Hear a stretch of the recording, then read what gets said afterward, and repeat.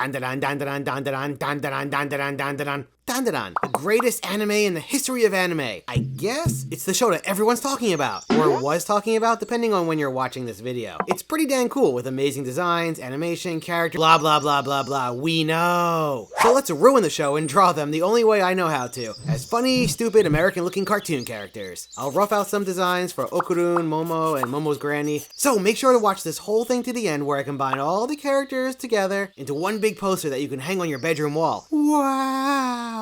Follow along and maybe the video will hopefully inspire you to bring your own art style to some anime or whatever you're watching. Okay, let's get on with this. But first, Subbug! Support the channel, will ya? It's free, you cheapskate. All you gotta do is click some buttons down below. Sheesh. Alright, let's go draw. Alright, first up is Okarun. When I start to do this kind of thing, when I'm going to take a character that, already exists and redraw them in my style, the first thing I look for is what are their defining characteristics. So we'll take Okarun here, and he's got this wild hairstyle, he's got these big glasses, and of course also his personality, that always comes into play. So I look at those things and I build upon the drawing from there. So I'm always gonna probably start drawing with his glasses, and then his hair, and then just finding the shapes, of course. But those things, those defining characteristics, that's what's gonna make the design.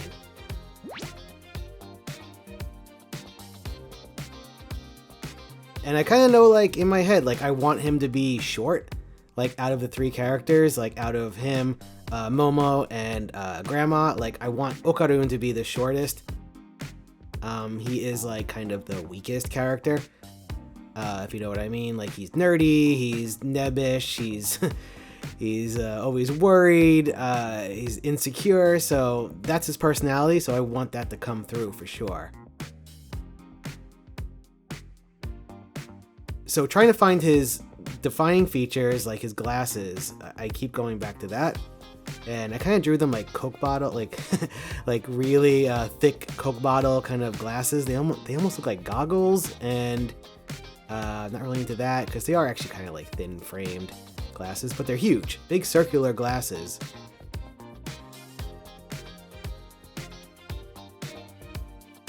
So I really, really want that to be one of his defining features. Right here, he's looking a little bit like Dexter from Dexter's Lab. I don't know if that was the right design, but you have to experiment when you do these things because you just gotta get it out of your system. I think I say that a lot. You never know, you might find something good. You might also find something bad, but you never know until you try it. Alright, so now I'm starting to get him.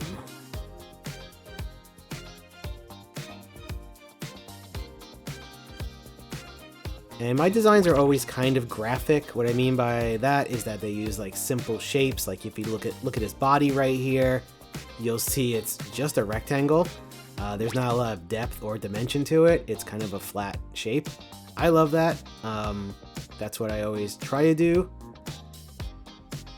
Alright, so I got kind of his head shape down. I like that kind of pointy chin, that heart kind of shape for him. Another important thing is that it feels like Okarun, I just don't want to draw some wild design and it looks nothing like him. Alright, so I like this one, so that'll be my final design there. Alright, and next up we got Momo. Now Momo, of course, her personality is the opposite of Okarun. She is loud, she is brash, she's kind of annoying, but she also doesn't have any defining features for it, visual features, which makes her very hard. So it took a little while to find how to actually, transfer her anime design to my design style.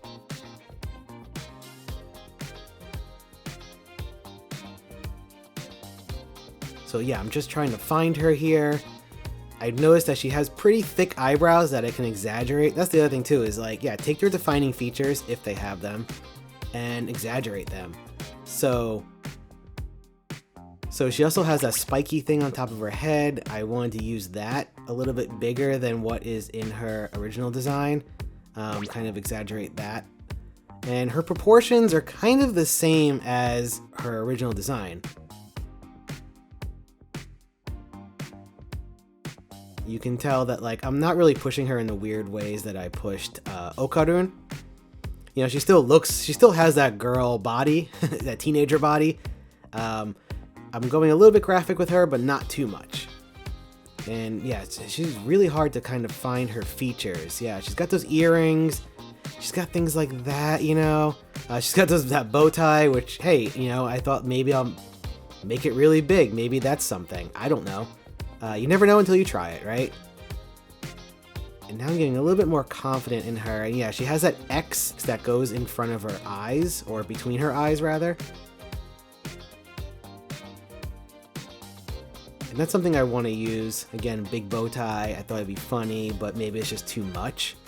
You know, there's all different types of directions and tones that you can hit when you're designing characters. And at the end of the day, you just have to make that decision yourself. You can go wild and crazy and bizarre, or you can go kind of tame.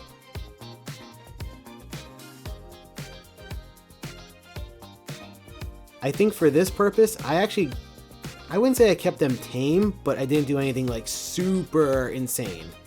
Except for maybe Okarun.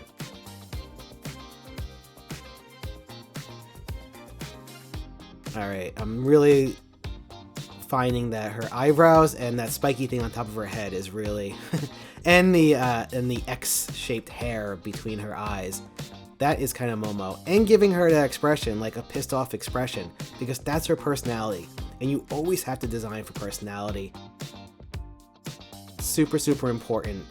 And again, it has to feel like her at the end of the day. I just don't want to design a random girl with turquoise earrings and a spiky hairdo. And like, no, it has to actually feel like her. Alright, so now I'm starting to get into like a final pose here. She looks a little bit too pissed off with her teeth gritted like that. So we'll pull that back a little bit.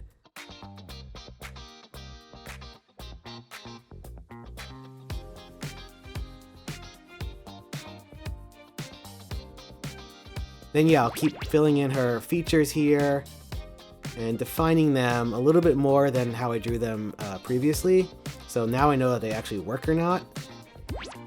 And really that's me just getting more confident, right? Like, okay, I think now I know in my head this is how I'm going to draw her. So this is how I'm going to draw her. Now it's easier because I got all the other stuff out of my system. And yeah, her proportions are fairly normal. You know, I didn't give her tiny legs. I didn't give her super long arms for whatever reason. You know, that's, again, like, she just didn't feel that way to me. The way that Okarun, like, I feel like he is just straight up comedy. I can play with him like that. I can make him really short. If I wanted to make Okarun look like Dexter from Dexter's Lab, I think it would actually work. I just didn't commit to it. Alright, so this is her final design right here. Alright, now we'll move on to Grandma Seiko. Okay, unlike Momo, Grandma has too many defining features. She has a crazy high hairdo thing going on. She's got red glasses, she's got a cigarette or a lollipop dangling out of her mouth.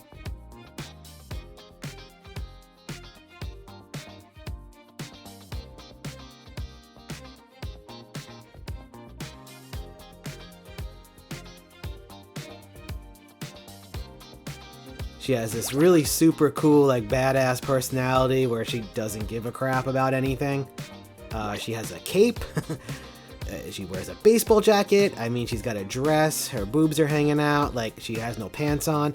The list goes on and on. It's, like, way too many things to, like, pull from. So I actually had to dial it back a little bit and be like, okay, what are the main ones? All right, so the main ones to me are, like, her hair, her glasses, and probably just her personality overall. So she has to have like that subtle kind of coolness to her.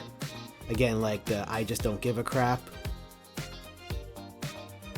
So I think with that cigarette dangling out of her mouth, which I love everything about her, by the way. I mean, if I haven't said this already, I love dandadan. All the characters are just so extreme. So it did take me a while to find her. It was a little bit difficult because the opposite of Momo, like there's so many things to use that I want to make sure that I'm using them all properly. And again, I want to make sure it feels like her. I say that over and over because I think that's really important. I just don't want to draw a grandma. you know, well, she looks nothing like a grandma. So, but I just don't want to draw some woman with a cape and a crazy hairdo and a baseball bat. Like, no, it has to kind of feel like her. And that's where her personality comes in. So if you know what the character's personality is, you're already halfway there when it comes to like designing. And here I'm just going to experiment a little bit more. I mean, I could have done like a crazy design where her hair is like 4 stories high and her head is little and her body's little, and you know, you can do all sorts of crazy things. You know, for my purpose, my style, I want it to be somewhat animatable. I think about that when I'm designing, like how will this animate? I think that's important too. What is the movement? Even if you're doing an illustration and it might never move, to me, I always want to know how it's going to move anyway. Like, that's just a part of it. Her hair was actually giving me a little bit of trouble, just the way, you know, sometimes you marry yourself to like the original design, and then when I draw it in my style, I'm like, I can't make the, how do I do this? How does it work? So I have to kind of break it or change it in a way that works for my style. And I think that hair is a good example. You'll see later on when I do the final illustration of everyone in full color, that I changed her hair a little bit. So right now, kind of working on her final pose. And again, like Momo, I kept her proportions pretty normal. She's gonna be the tallest out of the bunch. Again, like Okarun, he has like, there's just something about him. You look at him, he's a little nerdy character. He is the one that I want him to be the visually like the goofiest. Momo and Seiko, I think they should just be somewhat, I don't want to say normal, but yeah, like normal cartoon character looking, if that makes any sense. Alright, and that was the final pose for her, and then I just want to quickly draw like the proportions for each, like Momo, Okarun, and Seiko, just so I know. So here's my final illustration. I went ahead and I drew them already, otherwise this video would be about 17 hours long, and I don't think anyone wants to watch that. So we're just going to get straight up into color here. And real quick, and I mean real quick, I'll talk about my coloring process, because I don't really have a process. No, I do. It's just very basic and very simple. I don't use masks. Have a bunch of brushes that I like, and I just really just use them like as if they're real brushes or markers or pencils. I don't even use, I mean, sometimes I do, but here I'm not using the paint bucket tool. I'm just going in, just coloring it like a caveman. My style, I'm trying to emulate like 1960s golden books, which were children's books. They had really cool graphic style with really flat colors, a lot of dry brush. They use gouache to do it. You know, because it's from the 60s, obviously they weren't using computers yet, so it was all done by hand. And I love the look of those books. So that's what I'm trying to emulate here. And when you're going to do these things, yeah, try to find a style and try to emulate it, try to decipher it, try to figure out how the artist did it. In our world today, we have computers, obviously, and we have Photoshop, and it's just getting the right brushes. And once you get those brushes, oh man, it makes things so much easier. So here's Okarun, pretty much almost colored. Yeah, I add some texture on top of him. That's what I'm doing right now. I just select the fill color, and I just put another layer on top and just add some dry brush texture. It's that easy, because that's the style I'm going for. It's not super complicated. Alright, and if you notice, even like the line work for him, I don't even like give him a full outline around his body. I only do the outline around the parts that might get lost with the color, you know, because generally like 90% of it doesn't have any outline. Sometimes the colors bleed into each other and you can lose like the shapes. So I'll put an outline between those two colors just to make it super clear, and I think it also looks really cool. Alright, so moving on to Momo here. I did tweak her design a little bit, and I tweaked the pose a little bit, and that just happens when I go to color things in. Like, why not? Like, if it doesn't look right, you know, sometimes like, oh, this is a great design, and you go to do like a pose with it, you go to color it in, and you're like, wait, something's off. Something happened. I need to simplify this, I need to change this, I need to rethink this, whatever. Like, so that happened with Momo, and it's gonna happen with Grandma too, coming up.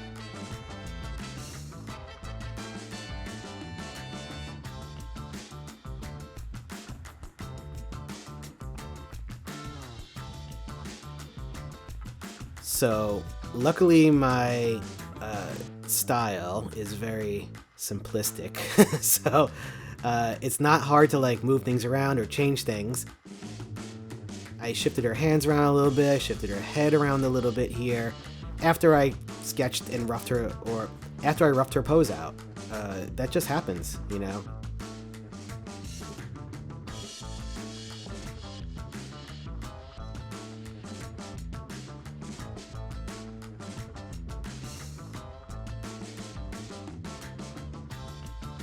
Sometimes it's good to step away from the drawing and then come back to it and then look at it and go, oh, does it look good? Does it look bad? Is something off? Is something not off? In this case, yeah, I came back and I looked and, oh, yeah, this doesn't look right, so let me rethink this. And all in all, I would say, like, yeah, this is obviously a speedy version of all this, but this took the whole entire thing, including the background, the color, all three characters, you know, everything. Drawing their poses in this illustration, yeah, it probably took like all day, maybe like 8 hours or more. So you guys are watching the very, very short version.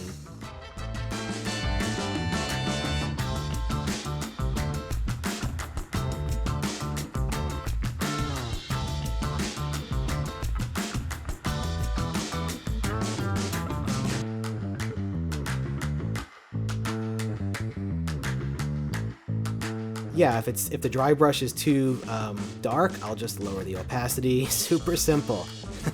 Like I said, there's no masking.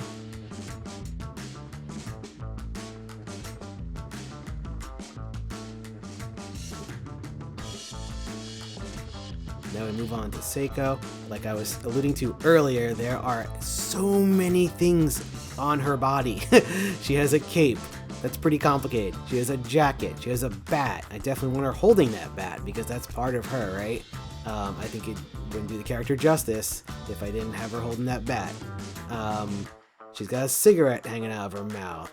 She's got that crazy ass hairdo. Like, everything is just, there's so much to worry about. So I had to redraw her pose so many different times, and I landed on this one, and I'm happy with it. So just gotta move forward sometimes. And yeah, so as I was talking about earlier, like I changed her hair a little bit. I kind of made it a little bit, I had a little bit more shape to it. Before I was drawing it, when I was roughing her out, I was just drawing it like one big single, like almost like tube. But now I kind of put like a bunch of like, I don't know, I made it feel more like, I don't know, voluptuous, I guess. More like it's actually tied up at the top.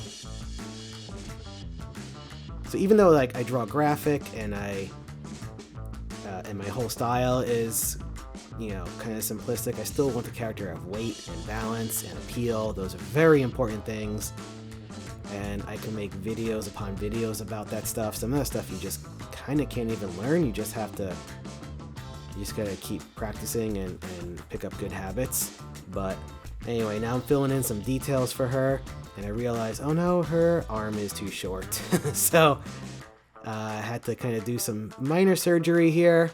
Actually, major surgery, because everything was on different layers. And here her boob is, her shirt was kind of the wrong direction. so her boob was hanging out.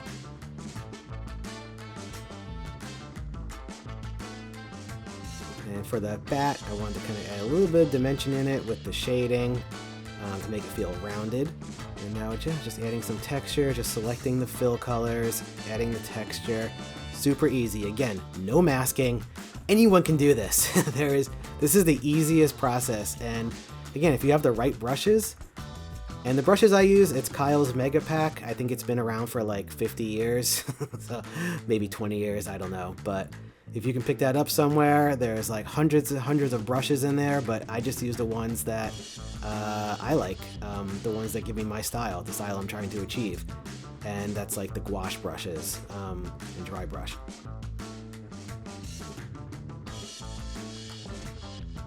Alright, so now I'm throwing the background in there, and I have a reference from the dandadan intro for the colors. It's like that crazy magenta and purple and blue. I want to put that in the background, and just got to make sure the characters don't get lost.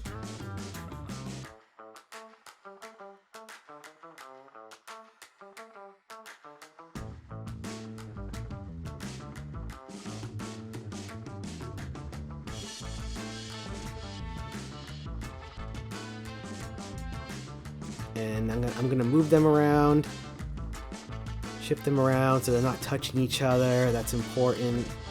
And there we go. And that is the full illustration, everyone colored.